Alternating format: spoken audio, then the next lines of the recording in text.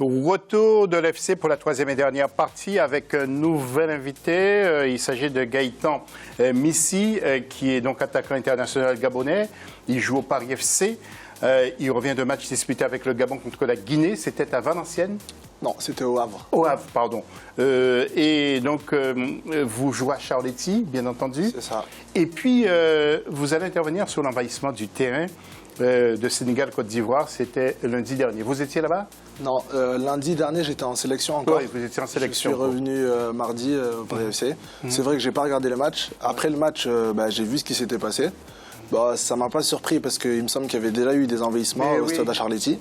Oui. Après, c'est vrai mais surtout entre Côte d'Ivoire et Sénégal. Oui. Il y a eu déjà. Mais on va y revenir tout à l'heure. Regardez ce que vous avez à nous dire. On va tout raconter tout à l'heure. Roger Toto était là. Roger aura des choses aussi à nous raconter.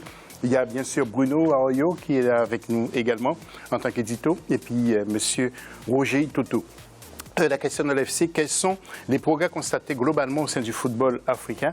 Vous n'hésitez pas, notre Twitter, comme d'habitude, hashtag @Africa24. Nous allons évoquer le football international tout de suite après ce jingle.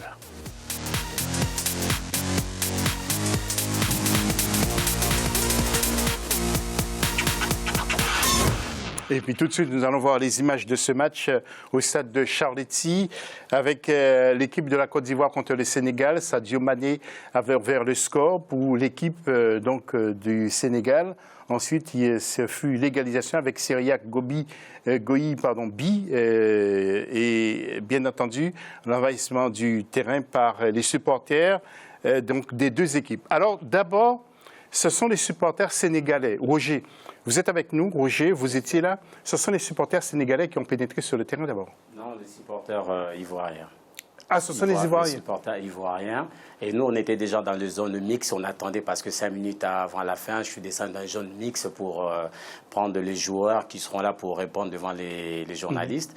Et après, on voit les images. Et puis, on nous a expliqué, non, c'était les supporters ivoiriens qu'on d'abord... Et qui ont été rejoints par les supporters sénégalais? Oui. En plus, l'arbitre a failli arrêter le match bien avant parce qu'il sentait que ça... Il a prévenu les joueurs, il a appelé le responsable en disant, Vous connaissez les responsables?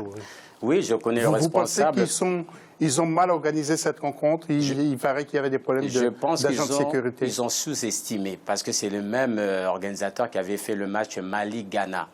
Et soi-disant, ce match, il s'était un peu passé. Il y a eu des petits problèmes. Bon, ils ont pu gérer ça, mais là, ils ont sous-estimé parce que il y avait tellement... ce match-là, déjà, ils ont mis du temps pour pouvoir ouvrir les guichets. Et il y avait énormément des supporters qui étaient là. Et puis après, il y a eu déjà le bousculade dans l'entrée du stade. Et ça s'est un peu calmé dans les tribunes. C'était une ambiance joyeuse. Et puis c'est vrai que ce qui s'est passé à la fin, c'est un peu gâché la fête. Normal, ça devait être une grande fête, mais c'est pas normal que chaque fois qu'il y a des matchs qui se passent à Charletti, c'est toujours ces mêmes problèmes qui se passent. Oui, alors Bruno, je reviens vers vous tout à l'heure, mais Gaëtan Missi, c'est un stade qu'il connaît très, très bien. Pourtant, la clôture est bien faite, il n'y a pas de problème. Comment on peut penser un seul instant que les joueurs arrivent à pénétrer sur le terrain? C'est vrai que c'est un stade que je connais bien parce que j'ai l'occasion d'y jouer tous les week-ends. Il y a de la sécurité. Le seul problème, c'est que de la piste au stade, il n'y a pas beaucoup d'espace en fait. Et au niveau des tribunes, il n'y a pas de cloison. En fait, les supporters peuvent sauter par-dessus la grille facilement. Donc je pense que c'est ce qui s'est passé et ils ont envahi le terrain facilement, comme j'ai vu sur les images. Oui. Ouais. Bruno, c'est l'image aussi des supporters du continent qui prend un coup, hein, parce que 2012 déjà, c'était au Sénégal, stade de Sédar Senghor. Il y avait les Sénégalais avaient créé pas mal de problèmes lors du match contre la Côte d'Ivoire pour les éliminatoires de la CAN. Ça, franchement, ce ne sont pas des supporters, ce sont des gens qui avaient envie de récupérer des maillots. Choquant, ce sont des adultes aussi qui avaient parmi ces supporters. Franchement, c'est des gens qui voulaient récupérer des maillots, des souvenirs. Ils n'étaient pas venus en supporters. Et je pense que l'organisateur a fauté. Parce que l'organisateur, on sait qu'à Charletti, avec certaines sélections, dès qu'elles viennent dans ce stade, il y a des risques d'avoir des problèmes. Donc, le périmètre de sécurité, le cordon de sécurité n'était pas suffisant. Il n'y avait pas assez d'agents pour assurer la sécurité. Et c'était là le problème. Donc, je pense que l'organisateur a sous-estimé la chose. Il va y avoir des problèmes avec la FIFA qui n'a pas du tout goûté à ça. Et c'est dommage pour l'image de Charletti, parce que pour une fois on a de temps en temps des équipes africaines qui viennent, mais de plus en plus rarement avec ces envahissements. Ben là, ça va être de plus en plus difficile. En plus, les sélectionneurs européens, un sélectionneur africain peut plus ou moins comprendre, mais les Européens ne vont pas du tout accepter ça, puisqu'en plus, là, le match, clairement, il n'y a pas tellement d'enseignements à en tirer. Ok. Nous allons écouter ce que disaient justement les organisateurs après cette rencontre. La tribune en face des bandes de touche ne devait initialement pas être ouverte. À partir du moment où les personnes avaient commencé à passer de l'autre côté, dans une tribune qui n'était pas destinée à être ouverte, les autres personnes ont suivi. À partir du moment où le match ne s'est pas terminé à l'heure prévue, c'est tout à fait normal que la FIFA puisse avoir un œil sur ce qui s'est passé. En tableau maintenant, les matchs amicaux qui se sont déroulés la semaine dernière, match FIFA avec donc le Nigeria, Burkina Faso 0-0, République centrafricaine, Gambie, c'est la Gambie qui l'emporte, Côte d'Ivoire, Sénégal, vous l'avez vu, match qui a été arrêté, Mauritanie, Congo 2-1, Égypte, Togo 3-0, Tanzanie, Burundi 2-1, Mozambique, Lesotho 1-0, Afrique du Sud, Angola 0-0, Maroc, Tunisie 1-0, Luxembourg, Cap-Vert, c'est le Cap-Vert qui l'emporte, Cameroun, Guinée 2 partout. Peut-être, oui, 2-1, je me disais bien pour la Guinée. Et puis au Havre, Guinée-Gabon, 2 partout. Alors, mon cher, dites-nous 2 mots de ce match. Qu'est-ce que vous retenez de ce match ? On va dire qu'en première mi-temps, on a eu un petit peu de mal à rentrer dans le match. C'est vrai que c'était une sélection qui était nouvelle avec quelques nouveaux joueurs. Donc je rappelle que vous êtes international gabonais. Hein ? C'est ça. Ouais. Donc avec quelques nouveaux joueurs. On a eu du mal à rentrer dans le match, puis au fur et à mesure du match, on a pris un petit peu l'ascendant sur cette équipe guinéenne, qui est une bonne équipe de football, qui joue très bien au ballon. Ça a fini sur le score de 2 partout. Je pense qu'on aurait pu l'emporter en fin de match, où l'arbitre a hésité à siffler le pénalty. Vous êtes sur quoi en ce moment, les Gabonais ? Vous êtes à fond sur une qualification pour la Coupe du Monde 2018 en Russie, mais aussi la CAN. C'est ça. Et vous, votre position, votre poste, votre place au sein de l'équipe, est-ce que vous êtes quelqu'un de confiant ? Vous êtes un titulaire indiscuté et indiscutable ? Alors, c'était ma 2e sélection là, avec le Gabon. Donc, je ne suis pas titulaire indiscutable. J'espère l'être un jour. J'aspire à ça, en tout cas. Les prochaines compétitions, alors on prépare la Coupe du Monde 2018, comme vous l'avez dit. Nous sommes dans le groupe de la Côte d'Ivoire, du Mali et du Maroc. Donc, nous sommes la 2e ex-aequo. On joue contre le premier, la Côte d'Ivoire. Donc, il faudra un résultat positif pour essayer de passer devant. José Antonio Camacho, vous l'avez gardé ? Alors, c'est un sélectionneur que je ne connaissais pas. Lors de ma première sélection, c'était Georges Costa. Ouais. C'est vrai que le dialogue se fait par l'intermédiaire d'un traducteur, vu qu'il ne parle pas français, il parle espagnol. Ouais. Et on a vu qu'il avait très chaud pendant la CAN 2017 au Cameroun. Pas au Cameroun, au Gabon, il faisait très chaud. On l'a vu, il a souffert, le pauvre. Il faisait chaud. Je regardais la télé et j'ai vu là. Ouais. D'accord, eh bien, écoute, on vous souhaite surtout bonne chance, on se retrouve tout à l'heure. Alors, il y a la finale de la Coupe de la Ligue aussi maintenant, et Monaco-Paris Saint-Germain, avec, vous allez voir les buts justement, avec l'égalisation tout d'abord pour Monaco, avec Lemar. Donc les défenseurs parisiens n'ont vu que du feu. Ensuite, eh bien, ça s'est déroulé très bien pour l'équipe du Paris Saint-Germain, avec Draxler, un centre pour Di Maria. Et ensuite, eh bien, les 2 beaux buts que vous allez voir. Donc, tout d'abord, Verratti pour ce centre, donc avec ce superbe but. Et puis ensuite, eh bien, Cavani va marquer encore un 2e but après un centre de son ami Di Maria. Roger Toto, il paraît que vous avez sabré une bonne bouteille samedi soir. Vous étiez heureux. Non, heureux par rapport à ce que le PSG a démontré, parce que les Monégasques, ils ont l'habitude de bien démarrer les matchs, mais là, ils ont été complètement cuits, pris dès l'entrée du match par une très bonne équipe parisienne, menée par un super Di Maria. Et Verratti, bon, tous les joueurs parisiens, ils ont répondu présent. Et donc, non, satisfait et puis heureux par rapport au travail fourni par l'entraîneur. Je pensais qu'ils allaient un peu accuser le coup depuis leur élimination, mais non, ils ont démontré que Paris restera toujours un grand club. Et puis chapeau pour cette équipe. Bruno, Paris n'est pas mort, hein, complètement après l'élimination en Ligue des Champions par Barcelone. Et on dit aussi, Bruno, je voudrais aussi vous poser la question, que s'il y avait la vidéo, Barcelone ne se serait jamais qualifié. Franchement, c'est un peu, vu le naufrage, vu l'échec total de ce match, dire ça, c'est vraiment C'est vraiment manqué, il ne faut pas voir clair quoi, pour parler comme ça. Je pense que le PSG là, a sorti vraiment un gros match. Moi, je pense que la plupart des gens s'attendaient à ce que Monaco pose de gros problèmes au PSG. Le PSG ne les a pas laissés Mbappé a été étouffé. Oui, et puis je pense qu'au milieu de terrain, l'international brésilien Fabinho a vraiment manqué à l'AS Monaco. Bon, c'est bien, ça permet au PSG de se relancer un peu, et surtout ça montre que quand les joueurs ont envie, quand par exemple Di Maria fait la passe au lieu de la jouer perso, comme sur certaines actions, sur l'action qui, franchement, si on reparle du match au Barcelone, si Di Maria fait la passe, bon, bref, hier il a décidé d'être collectif. Il a permis à ses coéquipiers, notamment à Cavani, de marquer et donc de remporter cette Coupe de la Ligue. On va retrouver Gaëtan d'abord. Gaëtan, Messi, Gaëtan, vous suivez qui vous êtes, parce que vous jouez dans un club parisien. J'imagine que vous êtes un supporter du Paris Saint-Germain, sinon je suis derrière, on va dire, l'équipe du Sud, parce que je viens de Toulouse. Ah, d'accord. Bon, vous êtes plus Marseille, Monaco? Plutôt Marseille, ouais. Plutôt Marseille. Après, c'est vrai que sur le match, Paris a été au-dessus. Il faut noter aussi l'absence de Falcao, devant, ouais. Et de Fabinho au milieu de terrain, comme le disait Bruno.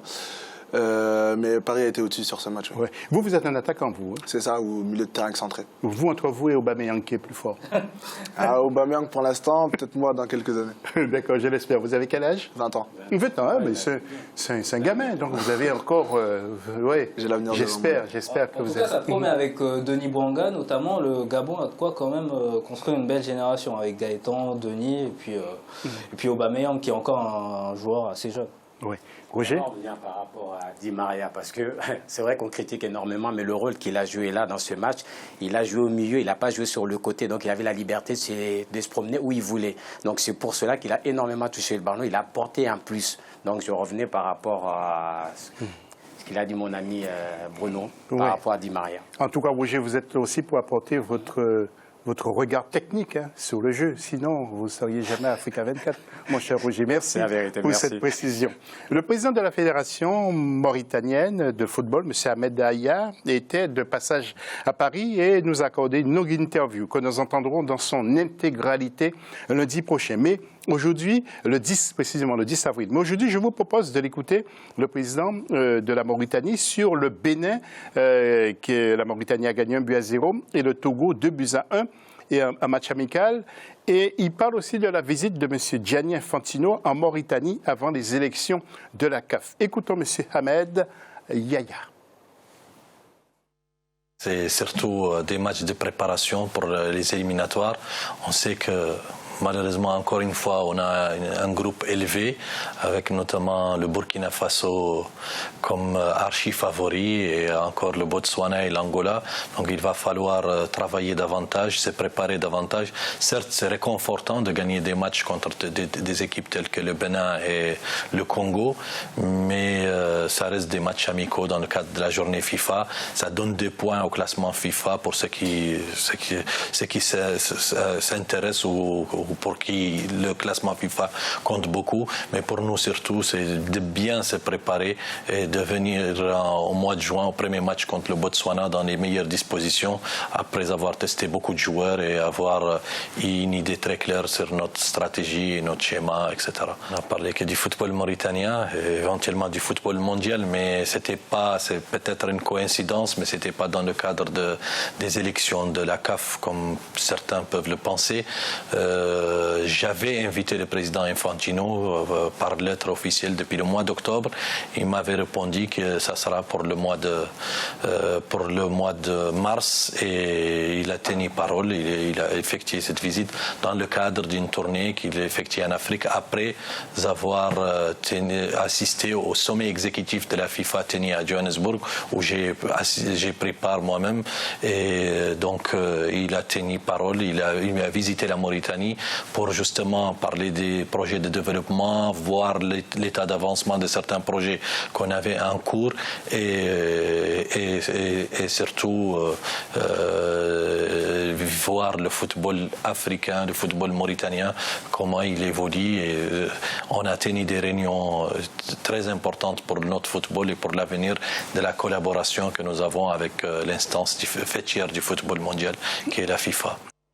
Voilà, avant de retrouver notre invité, nos éditorialistes pour le mot de conclusion, la réponse à la question jeu. Radim nous a donc sélectionné 3 téléspectateurs. On demandait quels sont les progrès constatés globalement de le football africain. Alors il y a Kante Mogé qui nous dit inquiet pour les talents locaux car trop de binationaux. Il y a Ladji Bissam qui nous dit sur le plan technique, les Africains ont fait des progrès et Serge Tankou qui nous précise qu'il faut professionnaliser l'ensemble des championnats africains. Roger, quelques secondes pour le mot de la fin. Je voulais simplement dire bonne chance qui continue parce que par rapport aux sélectionneurs gabonais, des sélectionnés des jeunes, à cet âge qu'il a 20 ans, il a tout l'avenir devant lui, donc qui continue à faire ce qu'il est en train de faire au PFC s'il a été sélectionné parce qu'il fait une très bonne saison. Donc en lui souhaitant simplement bonne chance en espérant que l'année prochaine que tu trouves encore un club beaucoup plus huppé pour que tu puisses continuer ta progression. Bruno? Pareil, je pense qu'en plus Camacho c'est quelqu'un qui a des choses à apprendre aux jeunes, donc je pense que de toute façon Gaëtan, je pense que c'est quelqu'un de sérieux, donc je pense que tu vas écouter ce que le staff aura à dire et tu vas pouvoir progresser. De toute façon, tu es un joueur performant, déjà pour ton âge, tu as déjà pas mal voyagé, donc voilà. Et en espérant que M. Ahmad aide le football africain de son côté à progresser. Oui, alors Gaëtan Missi, tu es notre invité pour la première fois, j'espère que tu reviendras. Attaquant international gabonais qui joue au Paris FC. Paris FC va retrouver la Ligue 2 ou pas? Il reste 7 matchs, on a 6 points du 3e. Tout peut se jouer et c'est encore possible. Comment tu te sens en Europe? Tu penses changer de club peut-être? Pour l'instant, je ne sais pas. J'attends la fin de saison. D'abord, me concentrer sur la montée en Ligue 2, sur le reste des matchs et on verra pour la suite. Quelles sont tes qualités? J'aime bien, j'utilise beaucoup ma vitesse, ma frappe de balle. Je percute beaucoup et voilà, c'est ça. Bon, il faudrait que je vienne te voir rejoindre ces 4. Si Roger m'invite, parce que voilà pour l'essentiel de l'actu. Merci à Christopher Walambo, merci également aussi à Gaëtan Missi, et puis merci aussi à Bruno et Roger d'être venus en tant qu'éditorialiste. Restez avec nous dans quelques instants, une nouvelle présentatrice pour un nouveau journal. À très bientôt.